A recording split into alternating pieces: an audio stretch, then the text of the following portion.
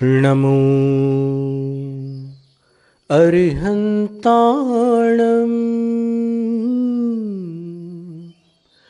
नमो सिद्धाणं नमो आयर्याणं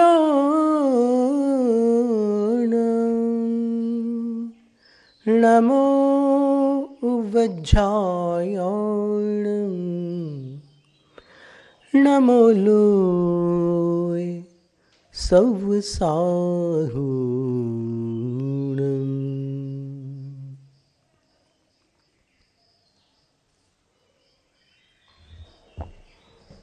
आपाधापी के इस आधुनिक युग में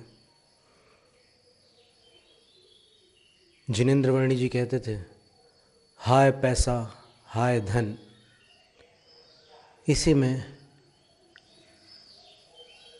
सारा दिन निकल जाता है। लगता है कि हम पुरुषार्थ कर रहे हैं और किसी दृष्टि से कर भी रहे होते हैं, परंतु जीवन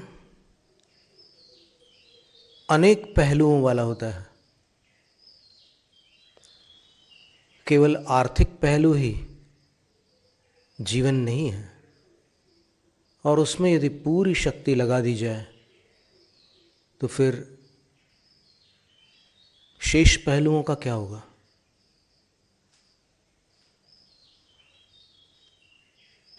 तो ऐसी स्थिति में स्वास्थ्य प्रभावित होता है, और अब 38 वर्ष की आयु में भारत में अनेक हृदय रोगी देखने को मिल जाते हैं। या तो कोलेस्ट्रॉल बढ़ा हुआ है, या टैकीकार्डिया, धड़कनों की गति तीव्र हो रही है, या लो ब्लड प्रेशर जा रहा है, बीपी कम आ रहा है, या बीपी बढ़ा हुआ है, या फिर वाल्व्स खराब हैं। वो तो टेक्निकल डिफेक्ट कहलाता है, माने बनावटी दोष माना जाता है। वाल्व खराब है, कोई ना कोई प्रॉब्लम चलती रहती है, समस्या रहती है स्वास्थ्य संबंधी। जबलपुर की डॉक्टर लेखा पाठक एक हृदय रोग विशेषज्ञ रही। लगभग 18-20 वर्ष पूर्व मुंबई वालों ने उनका एक इंटरव्यू लिया था, एक साक्षात्कार किया था उनसे पूछा था कि हृदय रोग से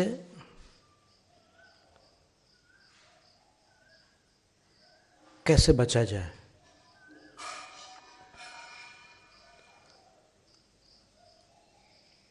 तो जिस प्रकार अपन ने पूर्व सत्रों में देखा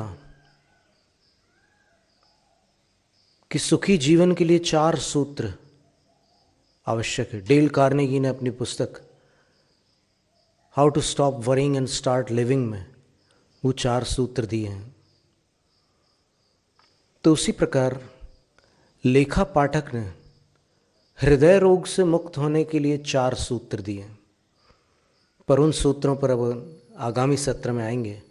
अभी केवल एक झलक दी हमने, एक पूर्व निर्देश जिसको कह सकते हैं कि आगामी सत्र में ये विषय रहेगा। पर इस सत्र का विषय सुखी जीवन का 4था सूत्र है, और वो 4था सूत्र क्या हो सकता है। तो 4था सूत्र है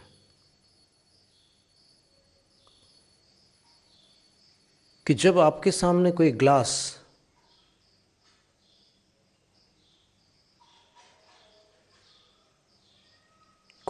हो और वो रिक्त भी ना हो, पूर्ण भी ना हो,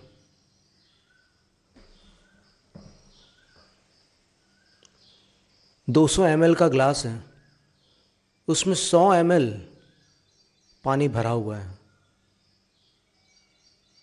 100 ml वो खाली पड़ा हुआ है।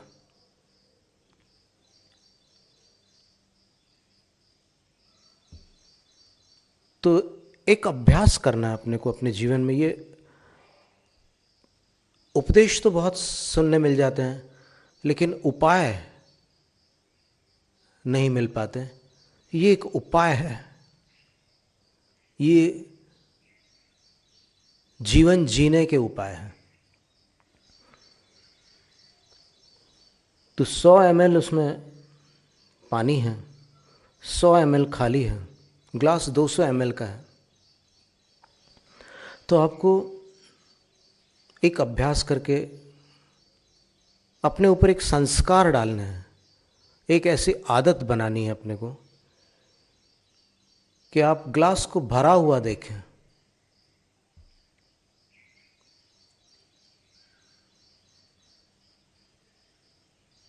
भरा हुआ देखने से जीवन भरा भरा लगता है, खाली देखने से कमियों पर ध्यान जाता है। तो वो ग्लास पानी का ग्लास नहीं है, अपने जीवन का ग्लास है।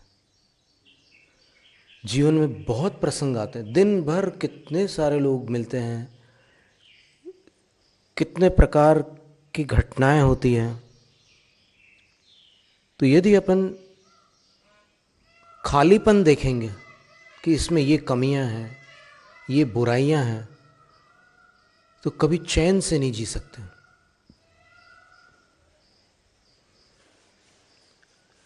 और जिस दिन अच्छाइयां देखना प्रारंभ कर देंगे, जिस दिन उपलब्धियों को देखेंगे, तब लगेगा कि मैं रिक्त नहीं, किंतु मुझे जितना मिला है उसमें संतुष्ट रहने लायक हूं।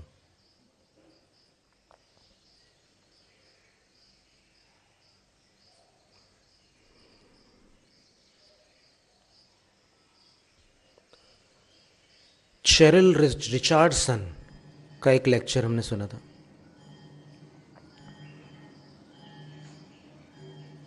आंग्ल भाषा में था, अंग्रेजी में था, लेकिन उसने एक बड़ी सुंदर बात कही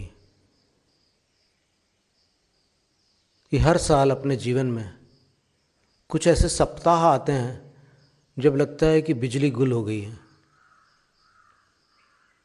यानी उजाला नहीं है, ऐसा प्रतीत होता है। जीवन में बिल्कुल कुछ अंधियारा सा प्रतीत होता है। तो एक बार मेरे साथ ऐसा ही हुआ। वो कहती है कि मैं ऐसे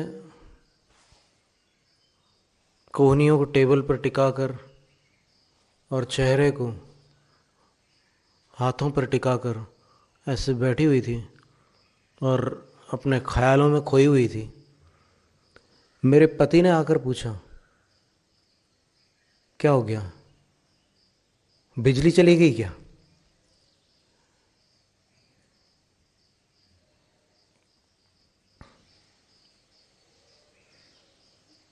शेरिल रिचर्डसन ने कहा कि मैंने पति को उत्तर दिया कि ऐसे ही लगता है। तो पति ने पूछा कि मैं कोई उपाय बताऊं, क्योंकि अपन घूमने चले जाएंगे तो थोड़े दिनों के लिए मन बहल जाएगा, फिर लौट कर आएंगे तो संभव है फिर से बिजली चली जाए। तो अपन बिजली को सही कर देते ना। बोले कि आपके पास उपाय है, बताइए, मैं तो खुद परेशान हो रही हूं। उसने कहा कि एक रजिस्टर ले लो और उस रजिस्टर में अपने जीवन के 20 वरदानों की सूची तैयार करो। मतलब तुम्हें जीवन में कोई ऐसी 20 चीज़ें मिली हो जिनको तुम वरदान कह सकती हो, उनको लिख डालो। उसने लिखना प्रारंभ किया। सबसे पहला वरदान तो ये था कि मुझे मानव जन्म मिला है। फिर और भी बहुत सारे वरदान लिखते गई लिखते गई लिखते गई, और जब तक 20 की गिनती पूर्ण हुई तब तक बिजली वापस आ गई। इसका अभिप्राय क्या निकलता है? अभिप्राय यही निकलता है कि हर किसी के जीवन का ग्लास 100 ml भरा है और 100 ml खाली है। जब वो खाली हिस्से को देखता है तो बिजली चली जाती है, और जब भरे हिस्से को देखने लगता है तो प्रकाश आ जाता है। तो ये अपना चयन है। कई मोड़ आते हैं जीवन भर में, अनेकों मोड़ आते हैं। मोड़ पर अपन खड़े होकर देखते हैं कहाँ मुड़ना है, उस तरफ मुड़ जाते हैं। इसी प्रकार यहाँ पर भी जब जब चयन का मोड़ आ जाए, क्योंकि चयन के मोड़ पर किस दिशा में जाना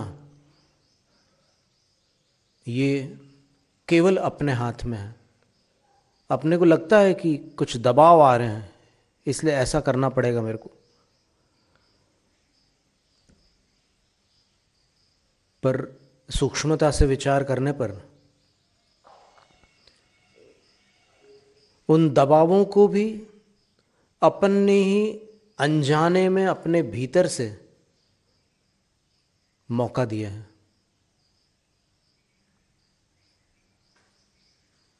सब कुछ अपना किया कराया है। अपना उपन्यास स्वरचित है। अपने जीवन के एक एक पन्ने अपन लिख करके आए हैं। कैसे लिखे हैं? अपने कर्मों से।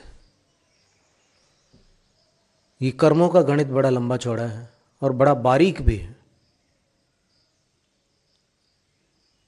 5 मिनट में जो कर्म फल अपने को प्राप्त होते हैं, संभव है वो 5 जन्मों के फल हो, अथवा उससे अधिक भी। तो क्या करोगे? सुखी जीवन जीना हो तो एक बात तो निश्चित कर लेना कि सुविधाओं में सुख नहीं है। सुविधाएं सुख का भ्रम उत्पन्न करती हैं।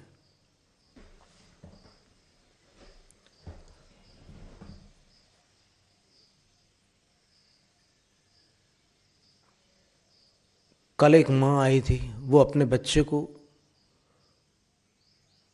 खिलाना चाह रही थी, वो खा नहीं रहा था और चिड़चिड़ापन था उसमें। वो अपने पिताजी से भी कुछ अनबन कर रहा था। छोटा बालक था, इतनी हाइट रही होगी, अब यहाँ से आप कैसे समझोगे? पहली दूसरी का समझ लो आप, कोई विद्यार्थी रहा होगा स्कूल का।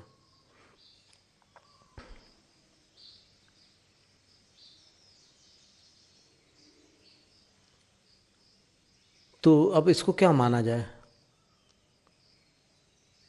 कोई कहेगा कि इन सब चीज़ों में कहाँ अपन अपना दिमाग लगाए, अपने खुद के कामों से तो अब फुर्सत नहीं मिल रही है।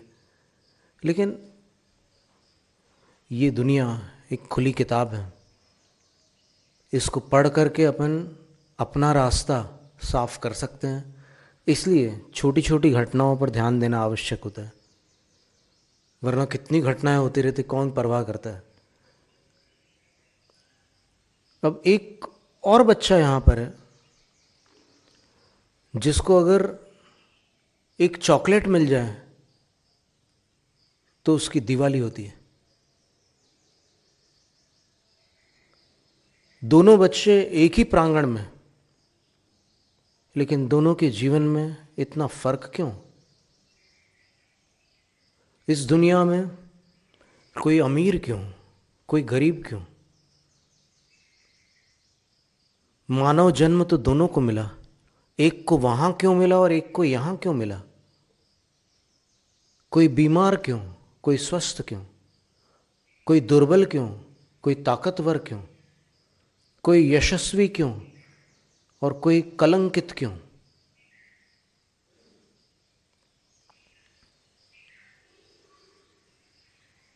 जबकि उस बच्चे ने जीवन में क्या किया है, कौन सा पुरुषार्थ कर लिया है?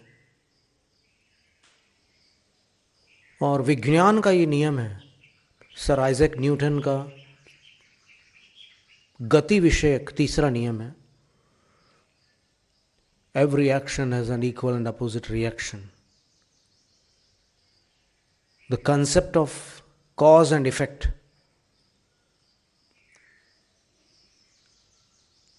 If you see an effect there must be some cause. अगर कोई घटना आपको दिख रही है तो उस घटना के पीछे कोई हेतु निश्चित होगा। बिना कारण के कार्य नहीं होता।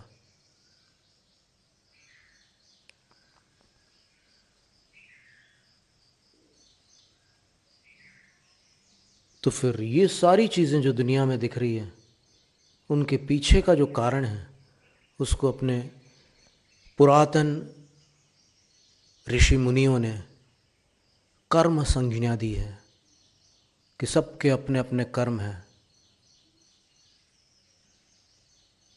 इसलिए कौन किससे स्पर्धा करे, कौन किसको छोटा कहे, कौन किसको बड़ा कहे,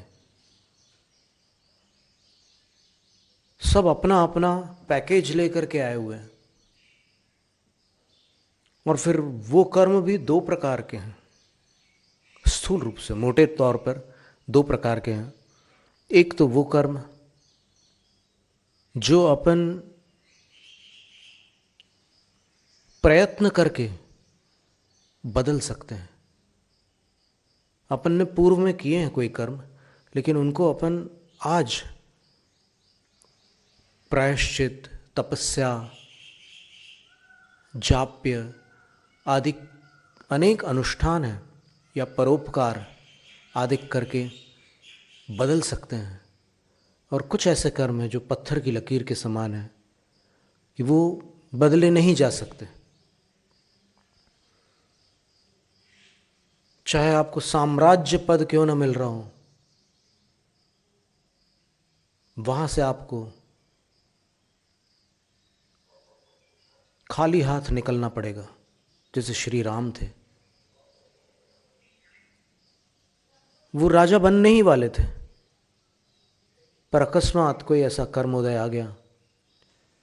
और देखिए, कर्मोदय की बड़ी विचित्र लीला है कि उसमें संयोग कितने प्रकार के मिल जाते हैं। अब श्री राम को माता कैकेयी का संयोग मिल गया।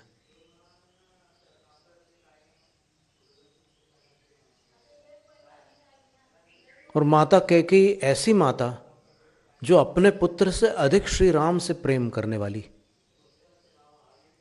उनकी बुद्धि पलट गई।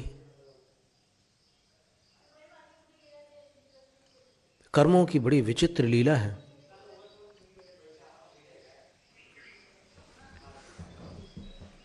कभी सुख, कभी दुख, कभी धूप, कभी छांव जीवन में आते रहते हैं।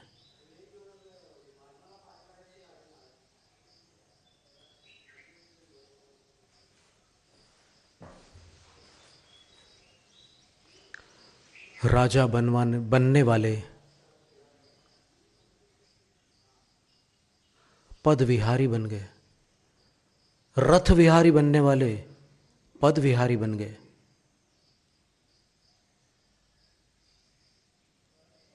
फिर जब अन्य अन्य घटनाएं हुई, तब भी अपन कर्मों की दृष्टि से विचार करते हैं। तो एक दृश्य तो अपने सामने जो अपन देख रहे हैं वो है, और एक दृश्य वो अतीत का है जो इस दृश्य की भूमिका बन करके तैयार बैठा हुआ है।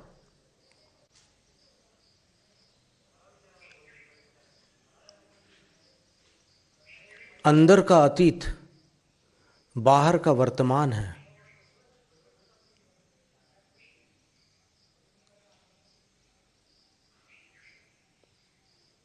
और अंदर का वर्तमान बाहर का भविष्य है। थोड़ा सरल कर दें कि अतीत काल में अपन ने अपने भीतर जो भले बुरे विचार किए हैं, आज वर्तमान में उसका फल अपने सामने बाहर उपस्थित है। और आज अपन जो अंदर भले बुरे विचार कर रहे हैं, भविष्य में वो सब सामने आने वाले हैं। इनका फल अभी नहीं, भविष्य में मिलने वाला है। लोग पूछते हैं कि जो लोग अच्छे काम करते हैं वो परेशान रहते हैं, और जो ज़माने की बुराइयों में डूबे हुए हैं, जो स्पष्ट रूप से पापी कहलाने लायक हैं, वो ठाठ से जीते हैं। ऐसा क्यों? और इसके एक कदम आगे और वो विचार करके कहते हैं कि अच्छा काम करने से अच्छा तो बुरे काम करो तो मस्त रहोगे।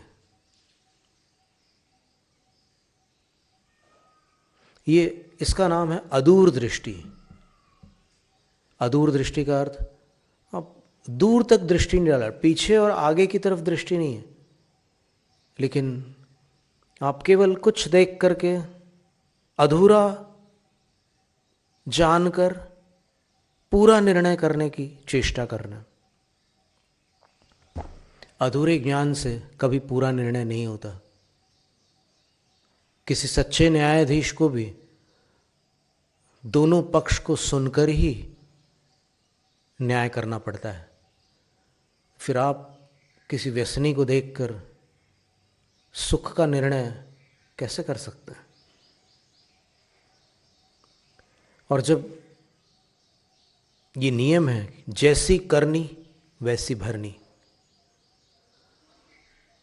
तो फिर बुरी करनी का फल अच्छी भरनी कैसे हो सकता है?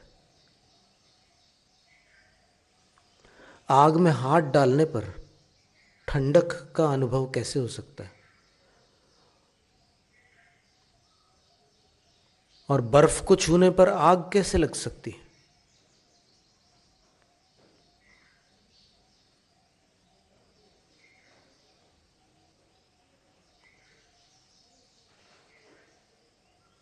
तो ये सारी बातें हैं।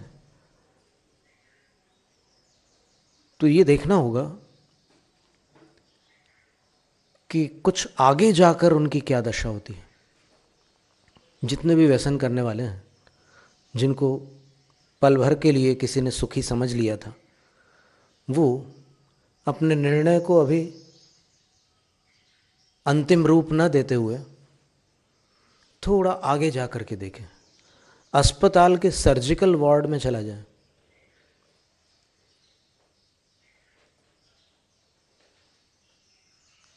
और सर्जिकल वार्ड के कैबिन्स में जाकर, जहाँ पर ऑपरेशन के बाद, सर्जरी के बाद मरीज़ों को, पेशेंट्स को विश्राम हेतु रखा जाता है, और उनकी जांच भी चलती रहती है। समय समय पर वहाँ पर आते रहते हैं अटेंडेंट्स लोग और देखते रहते हैं ब्लड प्रेशर कितना है, टेम्परेचर कितना है, पल्स रेट कितनी है, शुगर कितनी है, सब जांच करते रहते हैं। वो वहाँ जा कर के देखें, और फिर अगर हो सके तो उनसे थोड़ी बातचीत कर लिए, 2 शब्द आदान प्रदान कर लिए, पूछना कि ये सब कैसे हुआ, क्या हुआ। तो कुछ तो एक्सीडेंटल केसेस होते हैं कि जो दुर्घटनाग्रस्त होकर के वहाँ पर आया और फिर हाथ पांव में जो भी हुआ था उसका जो उपचार उनको लेना पड़ा वो ले लिया। लेकिन कई ऐसे मिलते हैं जो कहते हैं कि क्या बताएं, दोस्तों की संगति में पड़ गए थे और नशा की लत लग गई, और नशा की लत लगने का नतीजा ये निकला। पहले तो सब साथ थे हमारे, हम सब मिल कर के ही खाते पीते थे, लेकिन जब से बीमारी हुई और खर्चा बढ़ गया, अब हर महीने डॉक्टर को भी कुछ देना ही पड़ता है, तभी दवाई हो पाती है। और अब तो ऐसी स्थिति है कि बीमारी इतनी ज़्यादा बढ़ गई है कि सिर पर कर्जा चढ़ गया है। और वो सारे दोस्त जिनके चेहरे मेरे अभी तक सामने दिख रहे हैं, आज कहीं नज़र नहीं आते। वो खुशियों के दोस्त थे, मुसीबत में मुझे अकेला छोड़ गए। मेरा लीवर बर्बाद हो गया है, पीते पीते लीवर में सिरोसिस हो गया है। क्या करूं? किडनीज ठीक से काम नहीं कर रही है, पैनक्रियाज में अलग परेशानी बता रहे हैं डॉक्टर लोग, हार्ट में भी प्रॉब्लम्स है, जोड़ों में भी तकलीफ़ है। जैसे जैसे उम्र बढ़ रही है मेरी हालत ख़राब हो रही है। मैं तो यही चाहता हूँ कि या तो ठीक हो जाऊँ, या अगर ठीक नहीं हो सकता तो ऊपर वाला मुझे जल्दी उठा ले।